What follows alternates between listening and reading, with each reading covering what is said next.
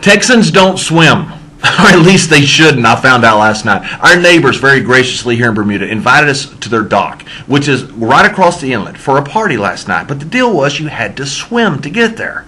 Now, being an accomplished dog paddler that I am, the flipper of dog paddlers, you might even say, not a dog paddling god, but at least very accomplished. I really think Michael Phelps would be in trouble if dog paddling was in the Olympics.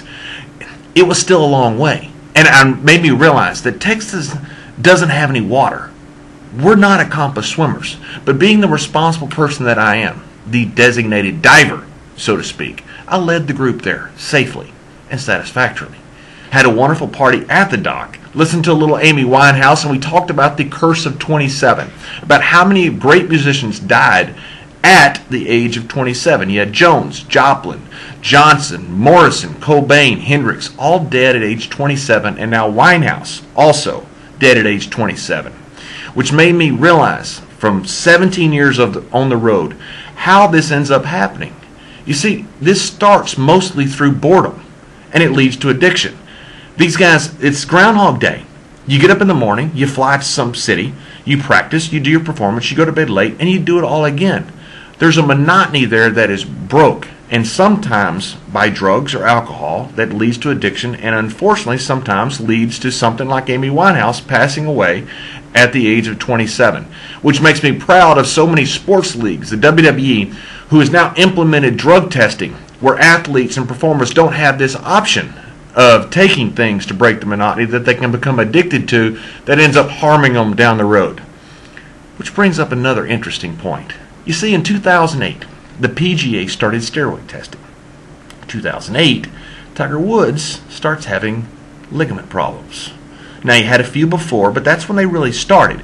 See, one thing steroids do is they tear down, or performance-enhancing drugs, tear down your ligaments and your tendons. And so once you get off of it, that's the first way it manifests itself as far as injuries. Tiger Woods' doctor allegedly being charged bringing illegal PEDs into our country. Interesting to see if Tiger Woods is going to be implicated in all of this. Nobody else has put this together for some reason. I'm not insinuating. I'm not even implicating. Just saying. 72 wins, 13 majors, 12 years together. He fires his caddy last week. Tiger Woods fires Stephen Williams. Tiger, the one thing you had before that car wreck, or your personal problems and this demise of your great golf game and your empire that you're building, is you were number one in golf. Your golf was perfect. Why change your swing? Why fire a caddy? Your personal problems that have caused you all these problems had nothing to do with your golf game, but yet you're blaming your golf game for your golf game tearing itself down. You were number one. No one else was even number two. I think they went to number three from there. Ratings are up 50% when Tiger Woods plays. I'm a huge fan of Tiger Woods' golfing ability. Can you imagine Tiger Woods against Rory McIlroy, against Ricky Fowler, another run against Mickelson? Golf needs Tiger Woods back. And golf is going to go through the roof if Tiger Woods comes back in his prime and ends up competing against somebody like the phenom from North Ireland, Rory McIlroy. One question I get on my Facebook and Twitter all the time is about Albert Del Rio. You see, people ask me all the time, what do you think about Albert Del Rio stealing your gimmick? It wasn't my gimmick. I stole it fair and square from Ted DiBiase and J.R. Ewing, Larry Hagman. They stole it from somebody else. Albert Del Rio simply stole it from me, who stole it from somebody else. Now, he's not a wrestling god yet, but what a great job the young man's doing. Just fantastic. The kid's a stud. I'm so proud of what he's done. I got to meet him in Dallas for the first time. Great young man.